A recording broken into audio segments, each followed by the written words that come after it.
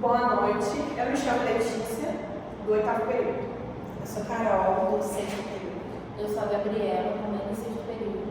Eu sou Daniel, do 8º período. Eu sou Vitória, do 8º período, e hoje a gente vai falar sobre o Ministério da Educação. Ou MEC.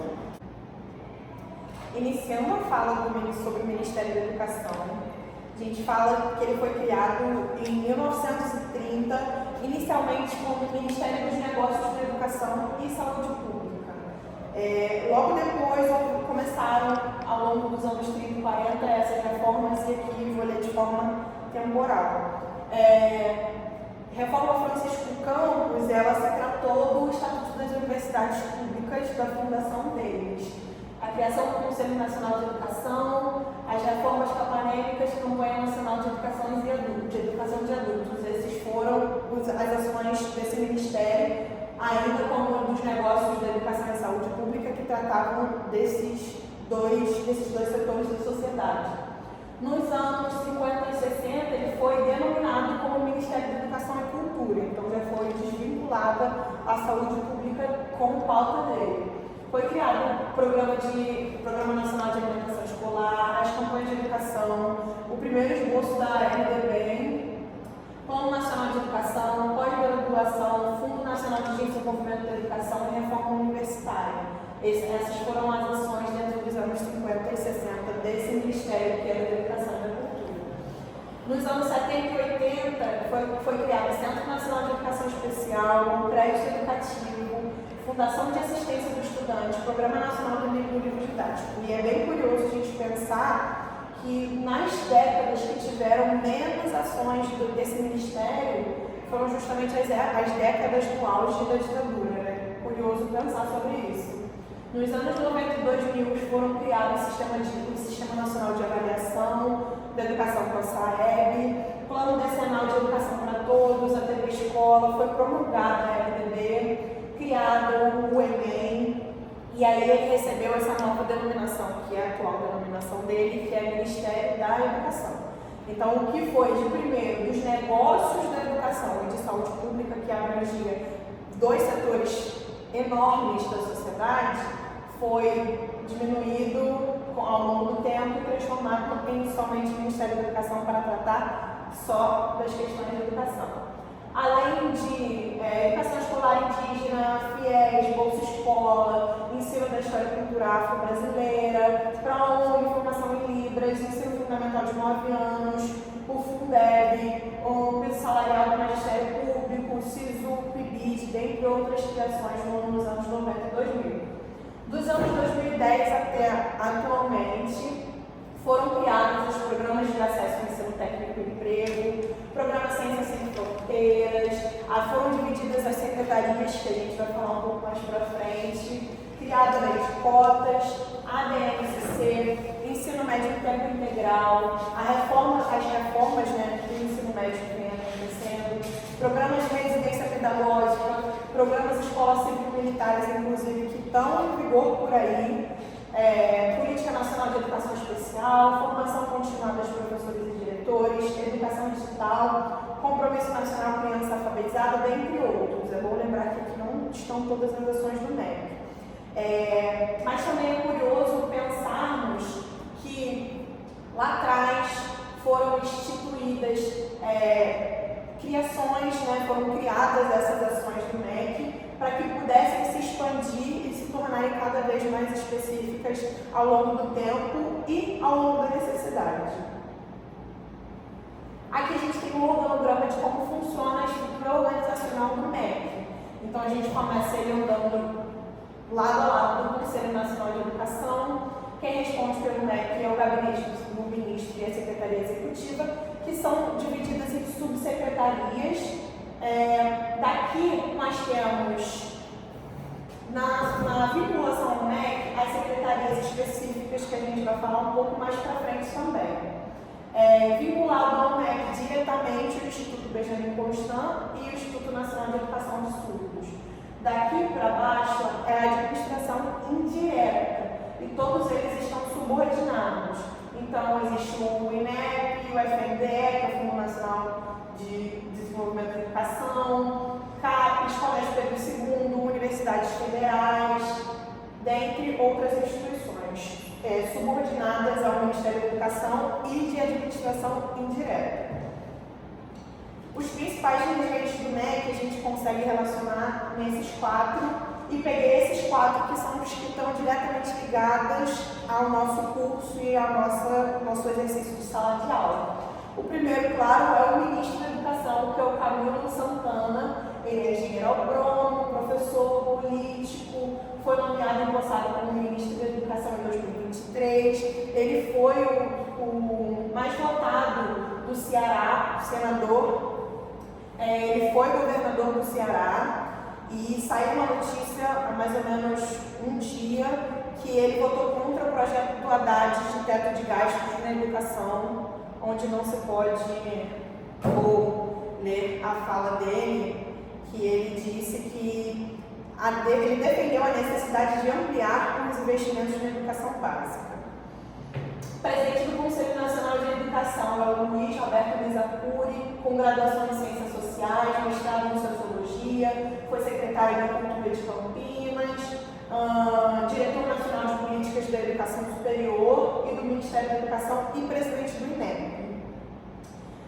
A secretária da Educação Básica, que é uma área que está diretamente ligada à nossa, é a Catilena Serafina, ela é formada em Agronomia pela Universidade Federal do Rio de Janeiro pela Rural, e em Ciências Sociais pela UFAM, tem doutorado em Sociologia e Antropologia pela UFRJ e mestre em Sociedade e Cultura na Amazônia pela UFAM também.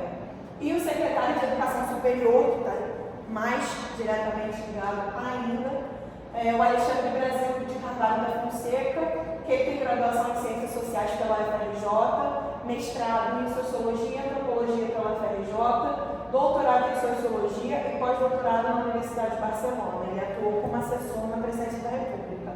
Curioso pensar também que temos um agrônomo, que também é professor, mas principalmente político, como ministro da Educação.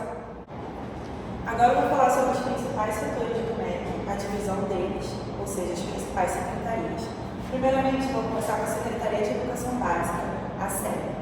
Ela basicamente planeja, implementa e formula na educação de políticas que ajudam à implementação da qualidade da educação infantil, do ensino fundamental e do ensino médio.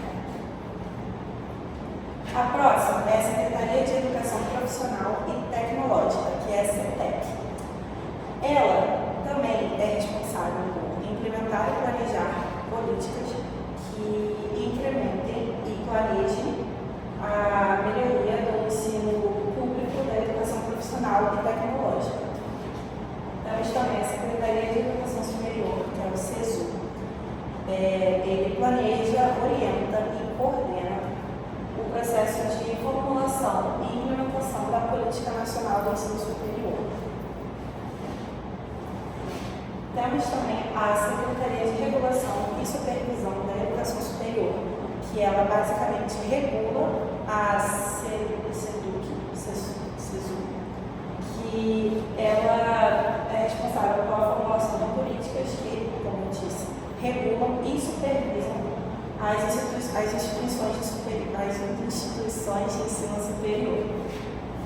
Temos também, por último, mas não menos importante, a Secretaria Executiva, que é a SE, e ela assiste, basicamente, o ministro na supervisão e na coordenação das atividades das secretarias.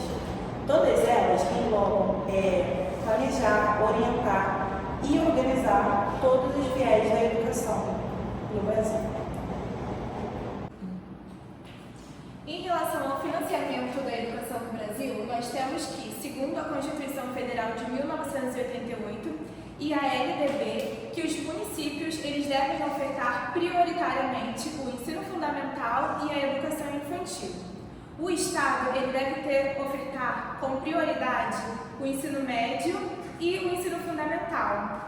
Já a União, que é o governo federal, ele deve ofertar como prioridade o ensino superior e também investir para a diminuição da desigualdade nos níveis de ensino.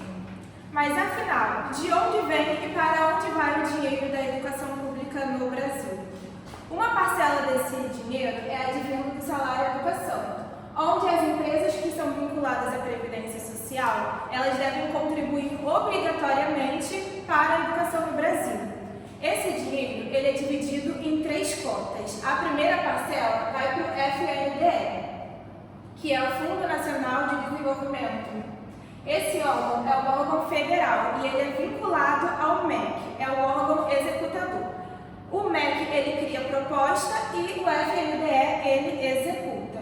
As outras 2 parcelas da cota do salário de educação vão para os estados e para os municípios.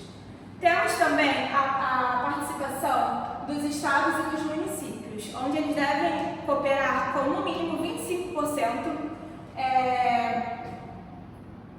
onde eles devem cooperar com no mínimo 25% dos impostos e que compõem a receita do Fundeb. Então, no mínimo 25% dos impostos e transferências vão para o Fundeb. E a outra parcela desse dinheiro vai para os estados e municípios que arrecadam. Temos também o governo federal, que ele faz o investimento direto no ensino superior, e a outra parcela ele investe no Fundeb, que é justamente para a diminuição. Levando em consideração que o Fundeb ele responde por 63% dos gastos com a educação básica, é válido ressaltarmos que ele é fiscalizado pelo TCU, que é o Tribunal de Contas da União, que tem como presidente o ministro Bruno Dantas. Em relação ao FNDE, que tem uma participação significativa na distribuição do dinheiro da educação, tem como presidente Fernanda Macedo Pacobarriba. Eu vou falar sobre a relação do MEC com o setor privado de ensino. Essa relação ela é caracterizada por um conjunto de regulação, de combinação e incentivo mútuo entre o órgão público e o órgão privado, em um mesmo interesse, né, de oferecer acessibilidade e a qualidade da educação no Brasil.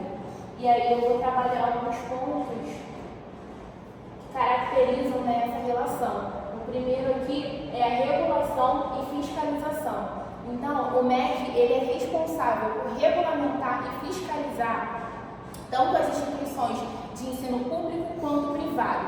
E isso engloba autorização de funcionamento, credenciamento de cursos, avaliação da qualidade de ensino, aplicação de normas e regulamentos educacionais. Parcerias e convênios. Então, o MEC ele também pode estabelecer parcerias e convênios com as instituições privadas, que podem vir a desenvolver programas educacionais e projetos de pesquisa. Então, existem instituições privadas, né, conveniadas com o órgão público, mas não pertencentes a ele de fato, através de um convênio entre os dois. Programas de financiamento. O MEC ele desenvolve programas de financiamento estudantil, como o FIES, Fundo de Financiamento Estudantil, e o ProUni, Programa Universidade para Todos, que dá acesso, né, aos estudantes de baixa renda, também dentro das instituições privadas de ensino superior. Diálogo e articulação. O MEC está em constante contato com os responsáveis, representantes, né, do setor privado, e esses diálogos são relacionados às políticas educacionais, desafios enfrentados e possíveis áreas de colaboração dentro dessas instituições privadas, tá, pelo MEC. O último ponto aqui é incentivos e estímulos. Esses incentivos e estímulos, eles podem vir a ser desenvolvidos, né, através desses diálogos dentro das possíveis áreas de colaboração pelo MEC. E aí o MEC pode colaborar dentro dessas instituições privadas, expansão da oferta de vagas, melhoria da infraestrutura educacional e o aumento do acesso à educação de qualidade.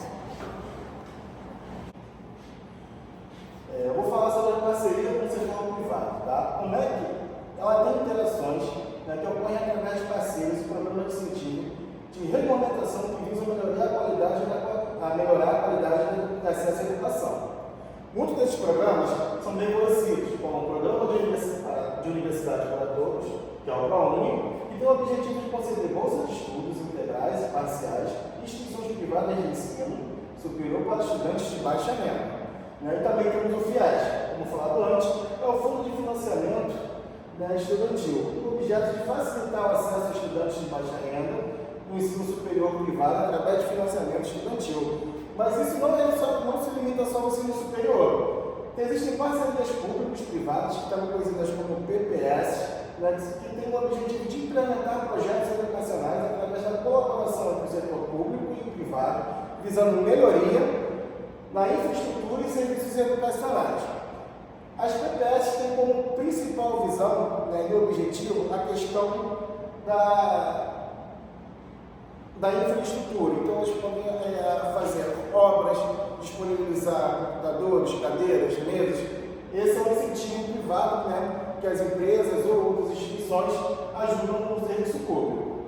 Também tem a educação profissional e tecnologia, que são instituições privadas de ensino e incentivo tecnológico, que tem regulamentações que permitem a exposição de cursos técnicos, e instituições privadas completando a oferta pública.